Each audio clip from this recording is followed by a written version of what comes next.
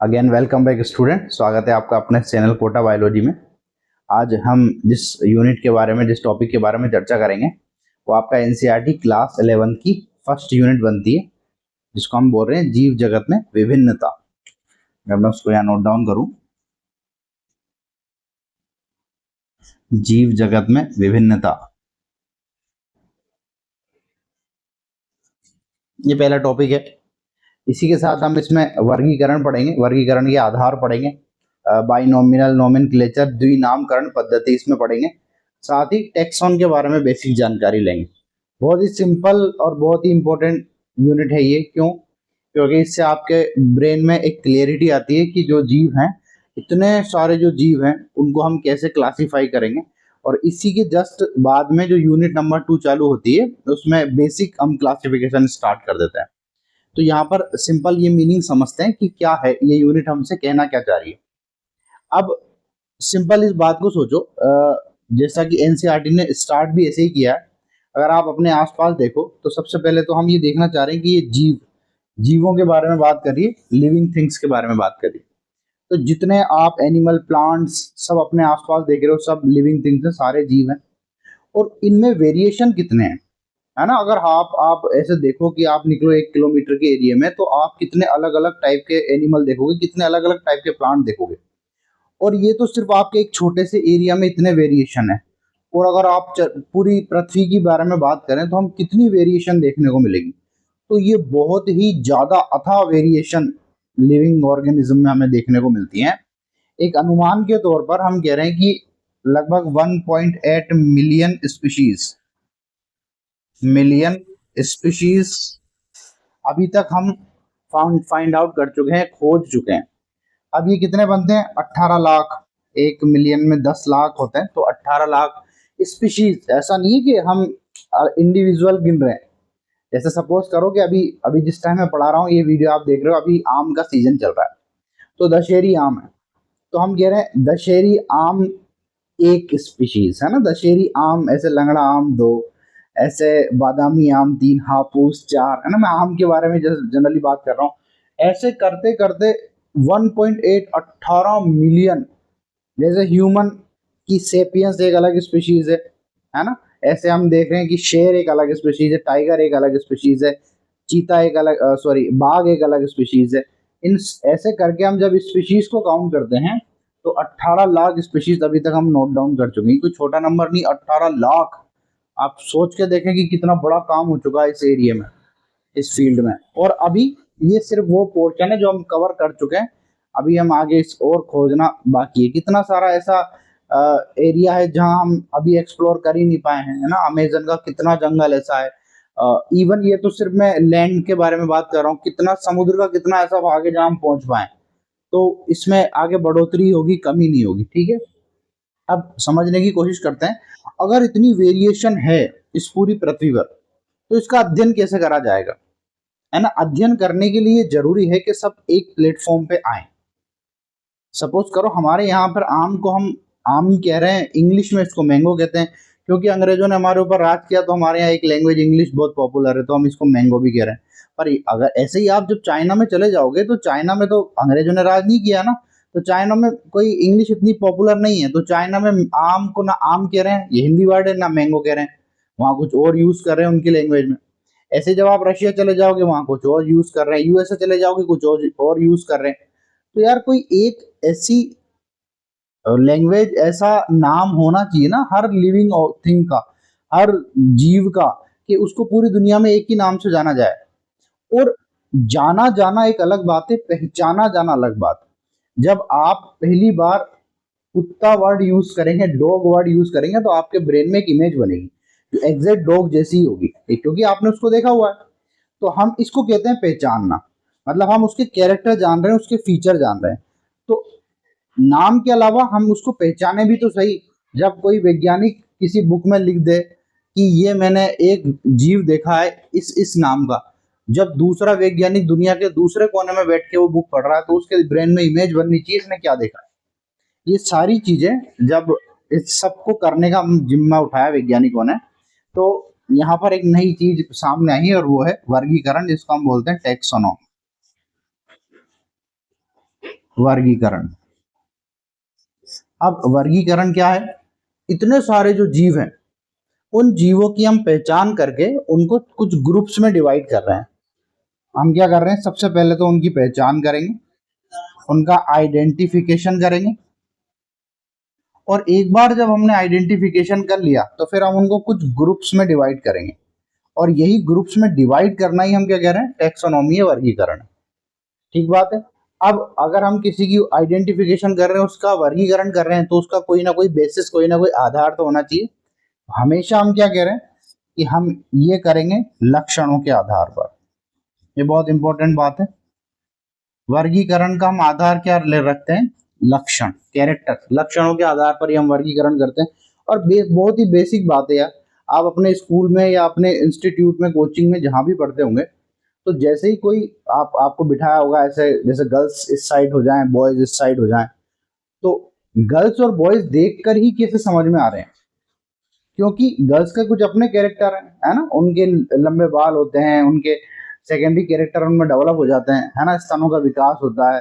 ऐसे बॉयज के अपने कैरेक्टर हैं, उनके छोटे बाल होते हैं, चेहरे पर हेयर ग्रोथ होती है। तो वो देखकर समझ आ जाता है लक्षणों के आधार पर ही कि ये किस प्रकार का एनिमल है। अब जब नई क्लास में आपकी एंट्री हुई, मान लो सपोज करो आपने स्कूल चेंज किया, कोचिंग चेंज की, और आपकी किसी क्लास में एंट्री हुई, वहां पर एक रो में बॉयज बैठे हुए, एक रो में गर्ल्स बैठी हुई।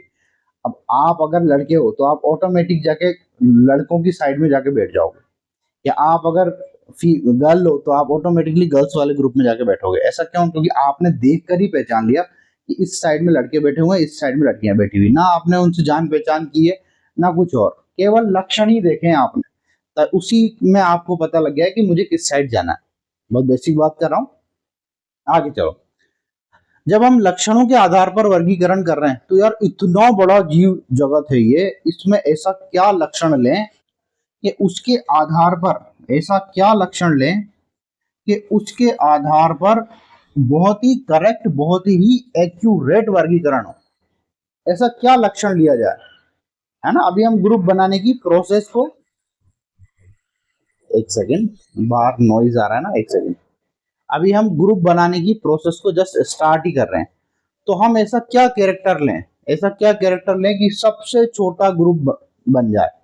अब पहले हम छोटा ग्रुप बनाएंगे, उसके बाद बड़ा बनाते चलेंगे, बड़ा बनाएंगे, बड़ा बनाएंगे। इसका अपोजिट भी कर सकते हैं, पहले बड़ा बनाएंगे फिर छोटा, फिर छोटा, है ना।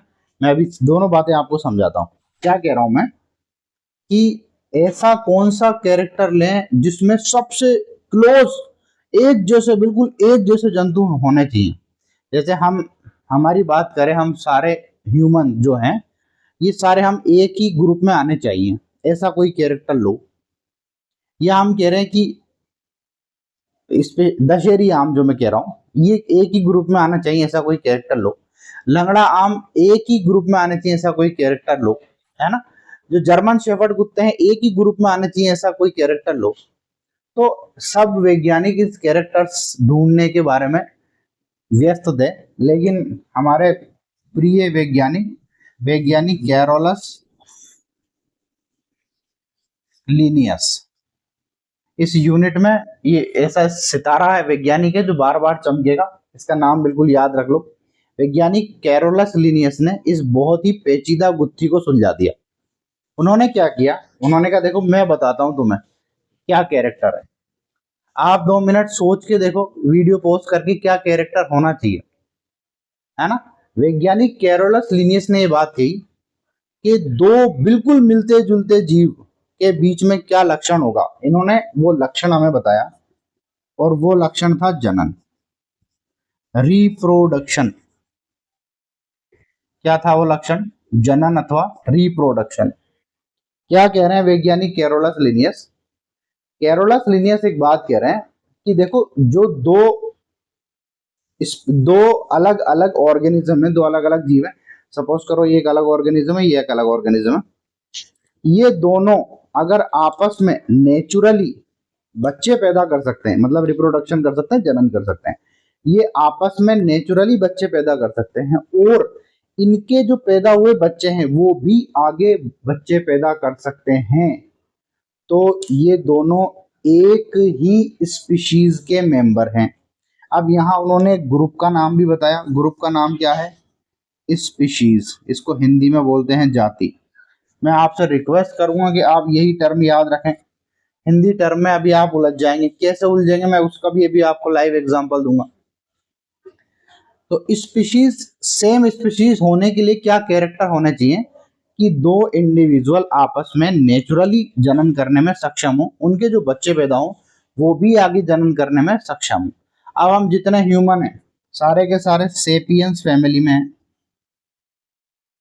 और चाहे कोई इंडिया का, चाहे Pakistan, Australia, Canada, Russia, China, जहां का भी आपको सेपियंस हो, आपस में जनन करके बच्चे पैदा कर सकते हैं, है ना। बस जो शर्त है बेसिक वो ये है कि एक मेल होना चाहिए, एक फीमेल होना चाहिए, ये हर जगह अंडरस्टूड है, अलग से बताने की जरूरत नहीं, है ना। और इसी कैरेक्टर को लेकर हमने, हमारे पंजाबी भाइयों ने कनाडा को कनाडा कर दिया है और ऑस्ट्रेलिया को आधा इंडिया कर दिया है इस कैरेक्टर की वजह से। तो हम जहाँ जाते हैं हमारा तो ये प्राइम काम है ना हमारा सबसे फेवरेट काम ही है ये रिप्रोडक्शन। तो कहने का मतलब ये है कि चाहे वो कहीं का भी सेपियन हो आपस में जन्म कर सकता है, इसीलिए हम सारे मनुष्यों की एक ही स्पीशीज है जिसको हम सेपियंस बोल रहे हैं।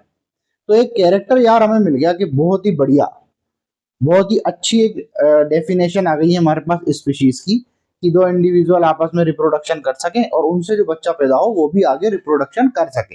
ये बात, महान बात हमें बताई वैज्ञानिक कैरोलस लिनियस ने, जो कि हमें स्पीशीज के बारे में जानकारी देती है। अब अच्छा आपके दिमाग में आया होगा कि सर एक जीव हमने सुना है जिसका नाम है खच्चर, ये तो घोड़े, मतलब फीमेल हॉर्स घोड़ी और गधे, ये तो दोनों अलग अलग स्पीशीज के मेंबर है। नेचुरल कभी भी ऐसा होता है क्या गधा और घोड़े जनन करते हैं? नहीं, गधा गधी के साथ ही बच्चे पैदा करेगा, घोड़ा घोड़ी के साथ ही बच्चे पैदा करेगा। पर जब इन दोनों ने आपस में जनन करा तो उससे एक संतति पैदा हुई जो है खच्चर। तो फिर तो ये दोनों एक स्पीशीज के होने चाहिए। हम बहुत बहुत पॉपुलर एग्जांपल है खच्चर।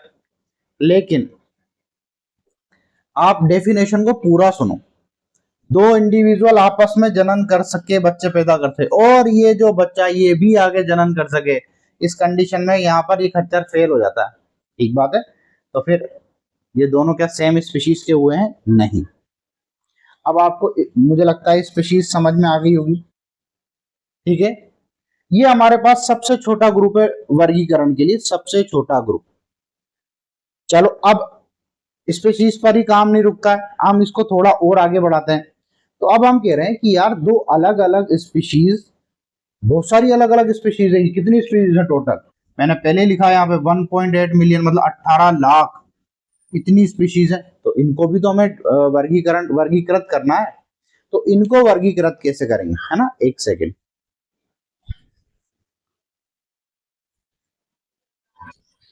हाँ, इनको वर्गीकृत हम कैसे करेंगे? इनको वर्गीकृत करने के लिए हमने इन इस छोटे छोटे ग्रुप्स को एक इससे बड़े ग्रुप में कंबाइन किया है, और उस बड़े ग्रुप का नाम क्या है? स्पीशीज के बाद वो है जीनस। क्या नाम है उस ग्रुप का? जीनस। मैं यहां लिख देता हूं, जीनस। अब जीनस के बारे में आपका क्या मानना है?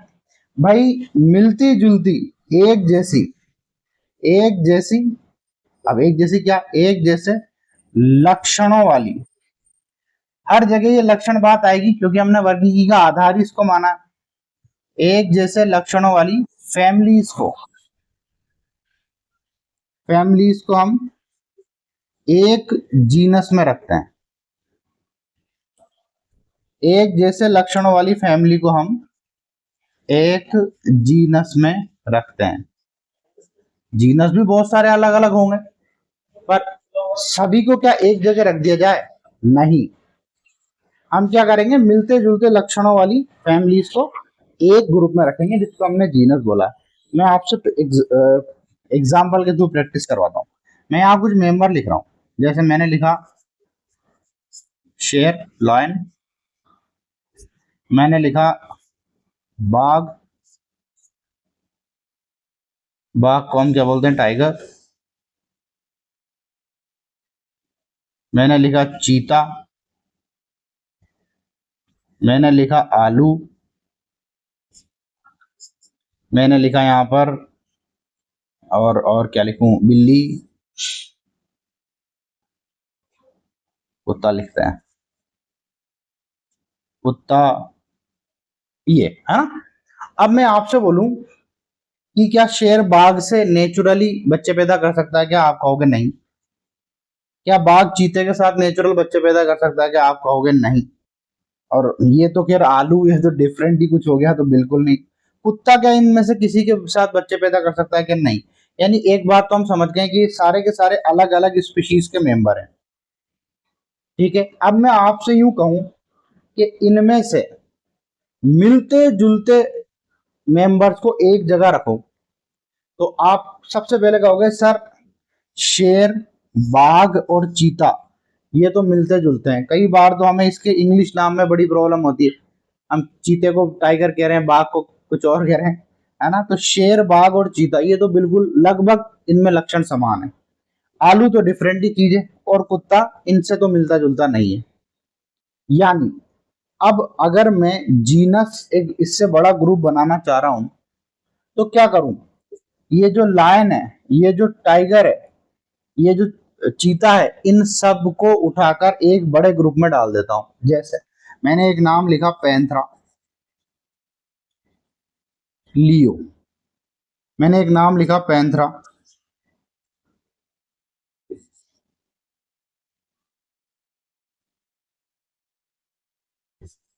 टिग्रेस, मैंने एक नाम लिखा पैंथरा,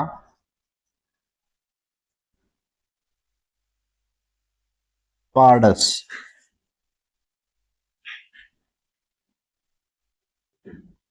मैंने क्या नाम लिखा, पैंथरा लियो, पैंथरा लियो, पैंथरा टाइग्रिस, हाँ सॉरी, मैं क्या कह रहा था। तो हमने ये नाम लिखे हैं, पैंथरा लियो, पैंथरा टाइग्रिस और पैंथरा पार्डस। ये हमारा शेर भाई का नाम है, लायन का नाम है, ये हमारे बाघ भाई का नाम है, और ये हमारे चीता भाई का नाम है। कहने का मतलब पैंथरा लियो शेर है, पैंथरा टाइग्रिस बाघ है और पैंथरा पार्डस चीता है। एक जैसे क्योंकि ये मिलते जुलते इनके लक्षण हैं, तो हमने सारे ही अलग अलग स्पीशीज होने के बावजूद इनको एक सिमिलर ग्रुप में रखा है, जिसका नाम है जीनस। हमने सबके नाम के आगे पैंथरा पैंथरा पैंथरा लगाया है, मतलब ये सारे एक सिमिलर ग्रुप में आते हैं, जिसको हमने बोला है जीनस। ऐसे ही मैंने एक नाम लिखा है सोलेनम ट्यूबरोसम। सुनते ही आपके दिमाग में आलू भैया आ चुके हैं। एक नाम लिखा है सोलेनम मेलोंजिना, ये हमारा आलू है और ये है हमारा बैंगन। ठीक है, सोलेनम, अब ट्यूबरोसम, आलू और बैंगन क्या नेचुरली जनन करके कोई बच्चा पैदा करते हैं कि नहीं, दोनों की स्पीशीज बिल्कुल अलग अलग है, लेकिन दोनों को हमने एक कॉमन ग्रुप में रखा हुआ है। इसका नाम है सोलेनम, जिसका जीनस क्या है, सोलेनम। जब हम इसको बड़े ग्रुप में डालेंगे तो ये फैमिली है सोलेनेसी, मैं वो भी आगे आपको बताऊंगा। फिलहाल हम जीनस के बारे में बात कर रहे हैं, तो हम क्या कह रहे हैं कि मिलते जुलते कैरेक्टर्स वाले एनिमल्स को हम एक बड़े ग्रुप में रखेंगे, जिसको हम बोल रहे हैं जीनस। अब इसमें जीनस में हमने क्या इंक्लूड किया है, हमने एक जैसे कैरेक्टर वाली फैमिलीज को इंक्लूड किया है। ठीक बात है। अब यहाँ पर जब भी मैं नाम लिख रहा हूँ, हमेशा जीनस और स्पीशीज, जीनस और स्पीशीज, जीनस और स्पीशीज लिख रहा हूँ। तो इसको देखकर आपके दिमाग में कुछ बात आनी चाहिए कि सर ये नाम कहाँ से लेकर आए हो आप, है ना। और इसी क्वेश्चन से एक बहुत ही अच्छा कॉन्सेप्ट डेवलप होता है, जो कि है नाम का कॉन्सेप्ट। क्या कॉन्सेप्ट डेवलप होता है, नाम का। देखो यार, हमने किसी को जानना पहचानना है, तो सिंपल सी बात है, हमें उसका नाम पता होना चाहिए, और ये नाम पूरी दुनिया में एक जैसा रहना चाहिए। तो हम बात कर रहे थे कि अगर ये जो दो नाम आप देख रहे हो, तो आपके दिमाग में एक बात जरूर आनी चाहिए कि सर ये दो नाम ही क्यों लिखे गए हैं। तो इसके पीछे एक बहुत ही बढ़िया साइंटिफिक रीजन है कि हमने हर जीव को एक साइंटिफिक नाम दिया है। जहां भी आप पूरी दुनिया में चले जाओगे, ये जीव उस नाम से ही जाना जाएगा, चाहे वो कोई भी कंट्री हो। अगर आप ये नाम बोलोगे, जैसे आपको अगर मटर की सब्जी खानी है और मटर चाहिए, तो आप चाहे इंडिया में रहो या रशिया जाओ या चाइना जाओ, अगर आप बोलोगे पाइसम सटाइवम, तो पाइसम सटाइवम नाम से सिर्फ मटर ही दिमाग में आएगी। तो वो पद्धति जिसके आधार पर हम ये पूरा साइंटिफिक नोमेनक्लेचर नामकरण करेंगे, उसको हम कह रहे हैं बाइनोमिनल नोमेनक्लेचर, द्विनामकरण पद्धति। किसने विकसित की है? वैज्ञानिक कैरोलस लिनियस ने विकसित की।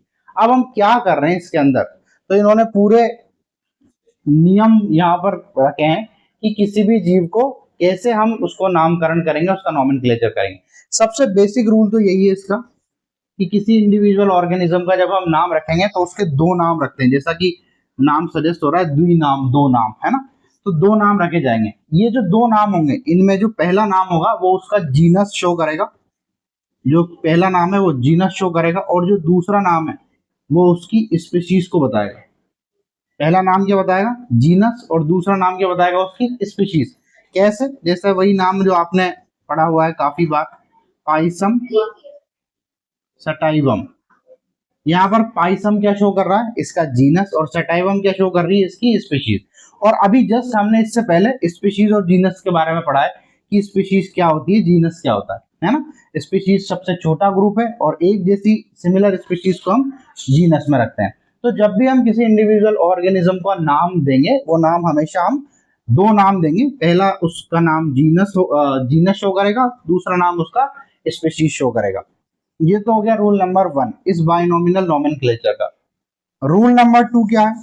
अब ये जो वर्ड है पाइसम, सेटाइवम, ये वर्ड भी तो किसी ना किसी लैंग्वेज के होंगे। तो ये किस लैंग्वेज से डेवलप हुए हैं? कौन सी लैंग्वेज है जिससे ये पाइसम वर्ड लिया है? कौन सी लैंग्वेज है जिससे ये सेटाइवम वर्ड लिया है? सिंपल बात है। जैसे भाई यहाँ पर रमेश, सुरेश, ब्रजेश, हाँ, या जॉनसन या कार्लोस, ऐसे नाम क्यों नहीं लिया हमने? ये पाइसम सटाइवम कहाँ से आया है? ये भी तो किसी ना किसी, ये वर्ड भी अगर आया है तो किसी ना किसी लैंग्वेज से तो आया होगा ना। हाँ, तो अब इस पर यहाँ पर ये चर्चा का विषय है कि भाई कौन सी लैंग्वेज यूज करें।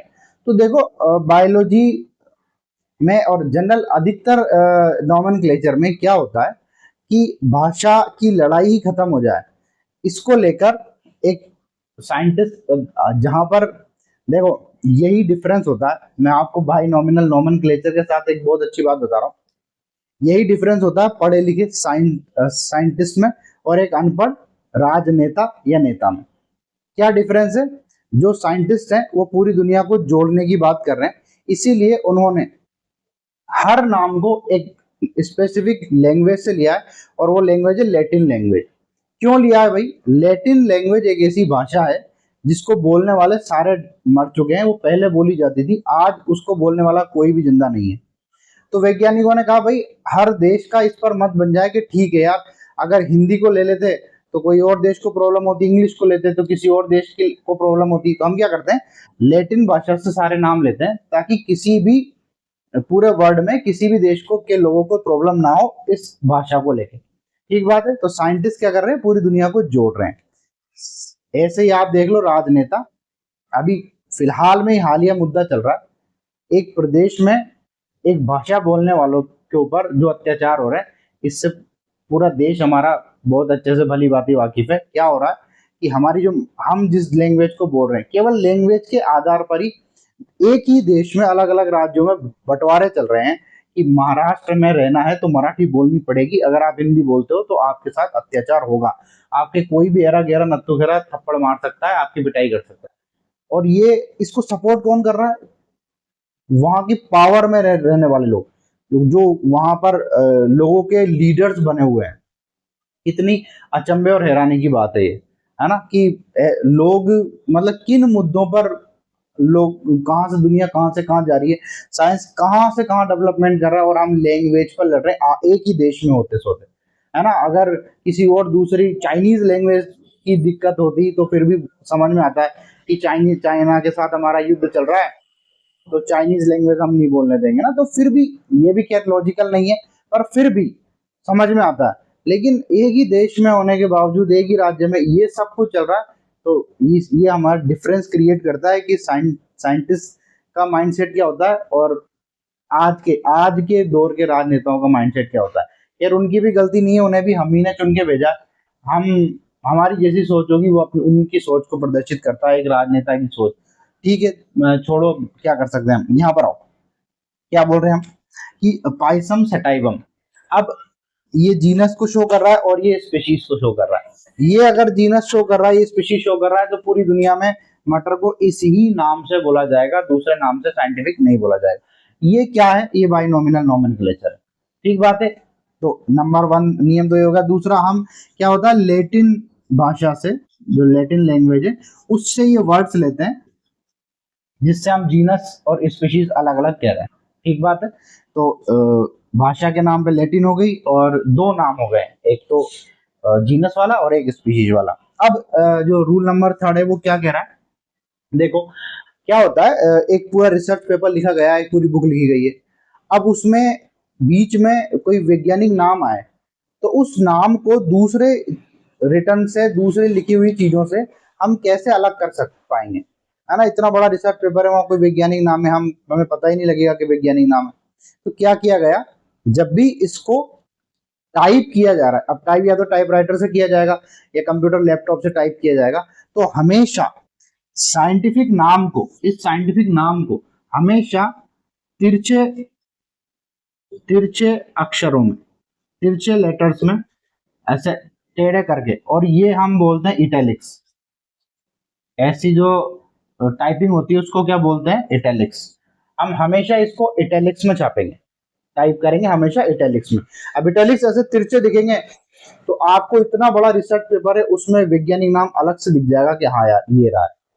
लेकिन हर चीज छापी थोड़ी ना जाती है या टाइप थोड़ी ना की जाती है, हाथ से भी तो लिखी जाएगी। तो ऐसी कंडीशन में क्या करें, ऐसी कंडीशन में हम क्या कर रहे हैं कि जब भी हम ये वैज्ञानिक नाम हाथ से लिखेंगे, जैसे मैं यहाँ पे लिख रहा हूं पैंथरा लियो, पैंथरा लियो, तो क्या करना है मुझे जीनस और स्पीशीज दोनों नामों को अलग अलग अंडरलाइन करना है।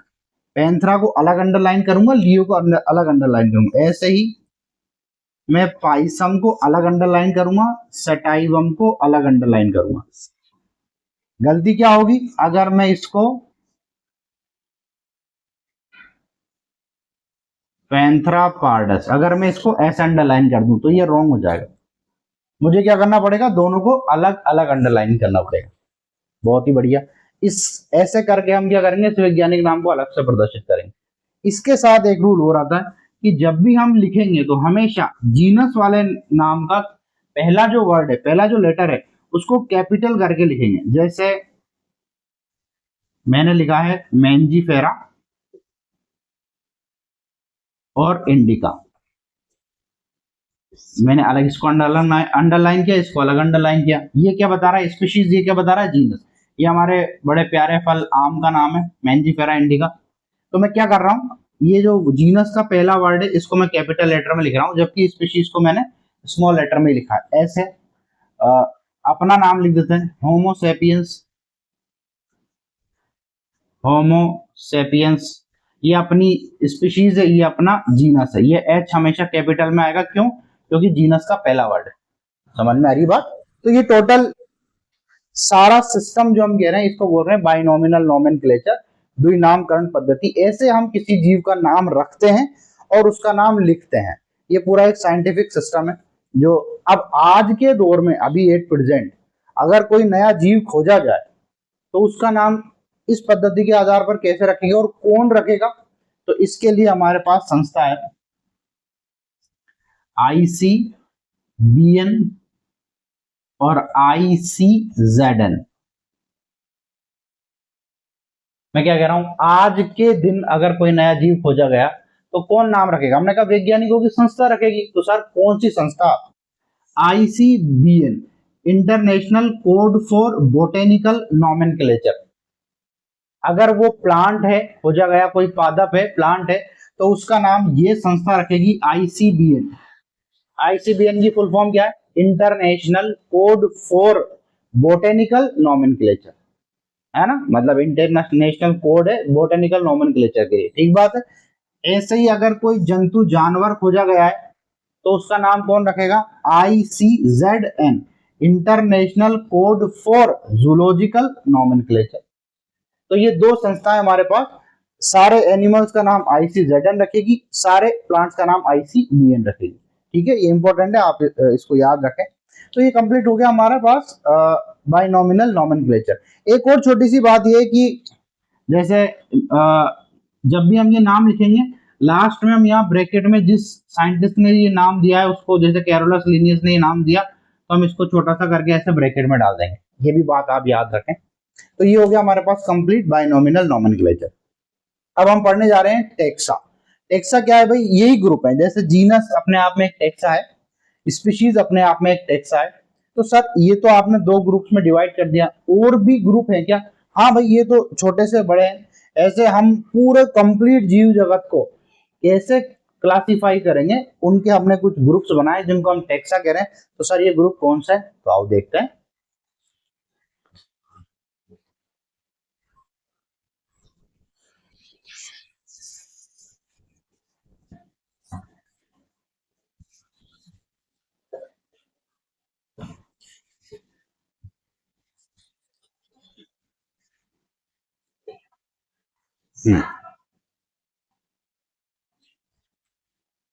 इन टेक्सा को, इन ग्रुप्स को आप पढ़ने के साथ साथ याद भी करो, और मेरे साथ बोलेंगे एक बार, किंगडम। आप भी अपने घर पर मेरे साथ प्रोनाउंस करो, kingdom, phylum, class, order, family, genus और स्पीशीज। दोबारा बोलेंगे, kingdom, phylum, class, order, family, genus, species. एक बार और, kingdom, phylum, class, order, family, genus, species. नीचे से बोलेंगे, species, genus, family, order, class, phylum, kingdom. ठीक है, एक बार दो चार बार इनका अभ्यास करोगे आप तो लिखकर, तो ये आपको आराम से याद हो जाएंगे। यही वो सारे टेक्सा हैं जिसमें हम इन जीवों का कंप्लीट क्लासिफिकेशन कर देते हैं। अब सर आपने स्पीशीज तो हमें बता दी, इसका कॉन्सेप्ट तो बता दिया। एक जैसे जो जन्म कर सके, बच्चे पैदा कर सके, वो आगे बच्चे पैदा कर सके, स्पीशीज। एक जैसी मिलती जुलती स्पीशीज को उठा के किसमें रखेंगे? जीनस।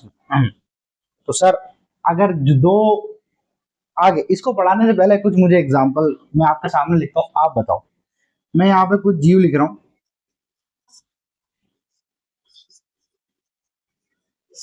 डॉग, कैट, है ना,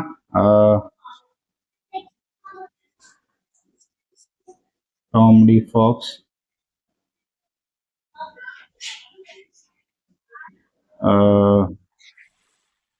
शेर, लॉयन,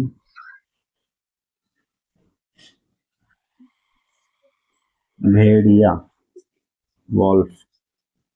मैंने यहाँ पर 1 2 3 4 5 5 टाइप के अलग अलग एनिमल्स का नाम लिखे हैं। मुझे बताओ, मैं अगर आपसे बोलूं कि एक ग्रुप ए और एक ग्रुप बी, दो ग्रुप बनाने, ऊपर लिख देता हूँ, ग्रुप ए और ग्रुप बी, दो ग्रुप बनाने।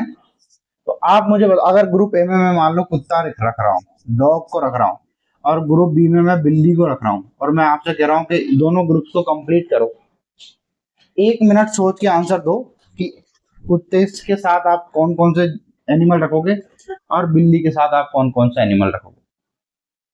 एक बार इस पर निगाह घुमाओ, और मुझे पक्का 100% यकीन है कि आपने बिल्ली के साथ शेर रखा होगा। ठीक है, आपने कुत्ते के साथ यहाँ पर भेड़िया रखा होगा, वुल्फ रखा होगा डॉग के साथ। लोमड़ी आप इधर ही रखोगे या इधर रखोगे? मेरे हिसाब से आपने फॉक्स को, लोमड़ी को इधर ही रखा होगा इस ग्रुप में। मैं सही बात कह रहा हूँ? यानी ग्रुप ए में आपने ये एनिमल रखे, ग्रुप बी में आपने ये एनिमल रखे। तो ये साइंटिफिक क्लास, और बिल्कुल सही किया है ये क्लासिफिकेशन, आपने बिल्कुल सही किया है। कैसे किया है उसी बात पर मैं लेके जा रहा हूँ। वही जो हम स्टार्टिंग में बोलते हैं, आपने इनके लक्षण देखे हैं और आपने कहा कि सर हम तो ये देख रहे हैं एक जैसे कौन लग रहे हैं, मिलते जुलते। तो बिल्ली शेर एक जैसे लगते हैं ऑलमोस्ट, है ना। बिल्ली बड़ा शेर दिखती है छोटा, अगर उसका मिनिमाइज कर दो पासपोर्ट साइज फोटो में बिल्ली है, और अगर एनलार्ज कर दो तो वो शेर है। ऐसा ही, जस्ट जोक, अलग अलग एनिमल है, फिर भी बहुत ही सिमिलरिटीज है इनमें। ऐसी फॉक्स, वुल्फ और डॉग, इनमें बहुत सी सिमिलरिटीज है। मतलब अलग अलग स्पीशीज होने के बावजूद बिल्ली शेर के साथ बच्चे पैदा करेगी क्या? नहीं, ये भी आपस में किसी के साथ एक दूसरे के साथ बच्चे पैदा नहीं करेंगे। मतलब ये अलग अलग स्पीशीज होने के बावजूद, अलग अलग जीनस होने के बावजूद, मैं क्या बोल रहा हूं, अलग अलग जीनस होने के बावजूद हमने इनको एक बड़े ग्रुप में रखा है जिसका नाम है फैमिली। कैसे? ये जो बिल्ली शेर, यहां पर मैं चीता भी बोल दूं, इन सबको हमने एक फैमिली में रखा है। उस फैमिली का नाम है फेलिस फैमिली। क्या नाम है? Felis family. इसको हम बिल्ली परिवार भी बोलते हैं। कुत्ता, भेड़िया, लोमड़ी, इन सबको हमने एक फैमिली में रखा है जिसका नाम है फेलिस बिल्ली फैमिली है। अरे आजा यार,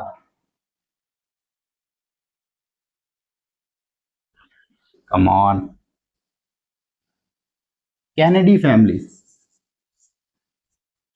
कैनेडी फैमिली, ठीक है। ये कैनेडी फैमिली में हम क्या रखते हैं, कुत्ता, भेड़िया, लोमड़ी, ये सब हमने कैनेडी फैमिली में रखे हैं। और फेलिस फैमिली में हमने क्या रखा है, बिल्ली, शेर, बाघ, चीता, ये सारे हमने फेलिस फैमिली में रखे हैं। तो ये करके भी हमने एक और बड़ा ग्रुप बना लिया जिसको हमने बोला है फैमिली। समझ रहे हैं आप? यानी हमने स्पीशीज बिल्कुल एग्जैक्ट एनिमल्स एक जैसे, उससे बड़ा ग्रुप बनाया जीनस, उससे बड़ा ग्रुप बनाया फैमिली। और अगर मैं बात करूं कि फैमिली से भी बड़ा कोई ग्रुप बनेगा क्या? बिल्कुल बनेगा। उसको क्या बोल रहे हैं हम? ऑर्डर। सर जैसे आपने ये समझाया वैसे हमें ऑर्डर भी समझाओ। तो देखो, ये एनिमल्स यहाँ एज इट इज लिखे हुए हैं, मैं इनके साथ कुछ एनिमल्स और लिख रहा हूं।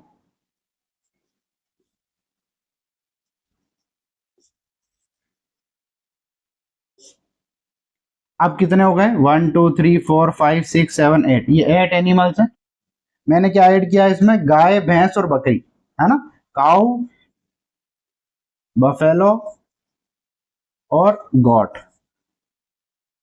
अब मुझे दो ग्रुप चाहिए। अब बताओ, आप इन इन सब को दो ग्रुप्स में सम्मिलित करो। तो अब आप, मुझे फिर ये विश्वास है कि 99% स्टूडेंट सही करेंगे। मैं कह रहा हूं ग्रुप ए में मैंने शेर को रख दिया और ग्रुप बी में मैंने बकरी को रख दिया। तो आई होप आप सभी ने ग्रुप ए में ही कुत्ता भी रखा है, बिल्ली भी रखी है, लोमड़ी भी रखा है, शेर भी रखा है, भेड़िया भी रखा, और ग्रुप बी में आपने बकरी के साथ गाय और भैंस रखी है। क्या मैं बिल्कुल सही कह रहा हूं? ऐसा क्यों सर? तो आपने सिंपल एक लॉजिक लगाया होगा यहाँ पर कि सर देखो, ये सारे के सारे है ना, ये घास पत्तियां खाती है, मतलब ये शाकाहारी जीव है सारे, है ना। ये कौन से जीव है? शाकाहारी। ये नॉन वेज नहीं खाते, ये वेजिटेरियन है सारे। और ये जो बाकी सारे जीव हैं, ये क्या है? ये नॉन वेज वाले जीव हैं। ये क्या है? मांसाहारी हैं। तो आपने एग्जैक्ट सही क्लासिफिकेशन किया है और यही वैज्ञानिक आधार है ना। आप भी थोड़े थोड़े साइंटिस्ट बनते जा रहे हो। अगर हम ऐसे क्लासिफिकेशन कर रहे हैं तो भी हम बिल्कुल करेक्ट कर रहे हैं। तो अब हमने इसको क्या बोला है? ऑर्डर। तो ऐसे ही जैसे ये सारे के सारे मांस खाने वाले जितने भी हैं अलग अलग फैमिली के बावजूद हमने इनको एक ऑर्डर में रखा है जिसका नाम है कार्निवोरा। कौन सा ऑर्डर है? कार्निवोरा। यानी ऑर्डर कार्निवोरा में सम्मिलित जंतु होता है। तो ये सारे जंतु जो हैं अलग अलग पर सारे के सारे मांसाहारी हैं, हमने इसको एक बड़े ऑर्डर में डाल दिया जिस ऑर्डर का नाम है कार्निवोरा। बात समझ में आ रही है? हाँ, बहुत ही अच्छी बात है। इससे भी बड़ा एक ऑर्डर बनाओ सर, इससे भी बड़ा एक ग्रुप बनाओ सर। ये लो, इससे बड़ा ग्रुप हमने बनाया क्लास। कैसे भाई? हम कह रहे हैं कि मैंने इन सारे के सारे जंतुओं को अब एक क्लास में शामिल कर लिया और बड़ा ग्रुप बना लिया, है ना। तो वो ग्रुप क्या कहलाया? वो ग्रुप कहलाया, बताओ क्या कहलाया? मैमेलिया, यानी मैमल्स इनको बोल रहे हैं। इनकी क्लास क्या हो गई? मैमल्स, स्तनधारी। मतलब ऐसे एनिमल जिनमें स्तन ग्रंथियों का विकास होता है, यानी उनमें बच्चा होता है, वो दूध पीता है, ठीक है। अब इनमें सारे एनिमल्स ऐसे हैं जिनकी फीमेल में दूध आता है, बच्चा दूध ही पीता है, कोई भी अंडे से पैदा नहीं हुआ इसमें। सारे के सारे मैमल्स हैं, इनके सबके पास स्तन ग्रंथि होती है। हाँ यार, अब एक लक्षण इन सब में मिल गया तो हमने उनको बड़े ग्रुप में डाल दिया, अलग अलग इनको करते जाएंगे तो ये छोटे ग्रुप में विभाजित होते जाएंगे। कुल मिला के समझाने का मतलब ये है, इन टेक्सा के द्वारा हम एनिमल्स को अलग अलग ग्रुप में डिवाइड कर रहे हैं ताकि हमें इसके अध्ययन में सुविधा हो जाए, आसानी हो जाए। और हम इसको नाम भी दे रहे हैं ताकि पूरे विश्व में इस एनिमल को हम इस नाम से पहचाना जा सकता है। क्या मेरी बात समझ में आ रही है?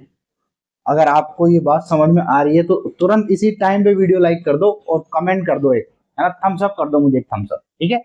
हाँ, तो ये मैं आपकी पूरी यूनिट कंप्लीट करा चुका हूँ। आपने घर बैठे 1 घंटे भी अपने को टाइम नहीं लगाया और कॉन्सेप्चुअल आपने 11th क्लास की पहली यूनिट पूरी आपको आ चुकी है ना। मुझे लग रहा है ये वीडियो देखने के बाद आपको क्लास के 15 दिन नहीं पढ़ना पड़ेगा या एक वीक जो ये यूनिट चलेगी नहीं पढ़ना पड़ेगा ना, एक एक वीडियो से आपकी पूरी क्लास कंप्लीट होनी चाहिए।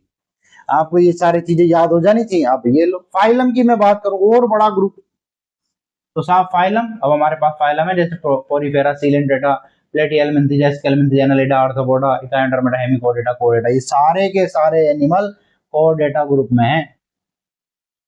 ठीक है, इनमें मैं और एनिमल भी शामिल कर सकता हूँ, वो एनिमल भी शामिल कर सकता हूँ जो क्या करते हैं, जो अंडे देते हैं, पर फिर भी वो कोडेटा ग्रुप में है। क्यों? क्योंकि उनमें नोटोकोड पाई जाएगी, एक लक्षण और हम आगे ले जाएंगे उनको, है ना। ऐसे करके हम कंप्लीट क्लासिफिकेशन कर रहे हैं। ये आपकी यूनिट बनती है और ये यहीं पे खत्म होती है। आपको ये याद रखना है, और ये याद रखना है सबसे बड़ा ग्रुप कौन सा है, किंगडम, फिर उससे छोटा फाइलम, फिर उससे छोटी क्लास, फिर ऑर्डर, फिर फैमिली, फिर जीनस, सबसे छोटा स्पीशीज। इसको चाहे ऐसे याद करो या इस क्रम में याद करो, आपको कॉन्सेप्चुअल ये सारी बातें आपकी क्लियरिटी होनी चाहिए। अगर ये आपको हेल्प कर रहा है तो अपने फ्रेंड्स के साथ शेयर करो यार।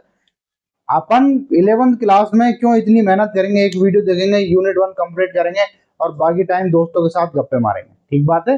चलो शेयर कर दो वीडियो को। ओके, नेक्स्ट वीडियो में मिलते हैं नेक्स्ट यूनिट के साथ।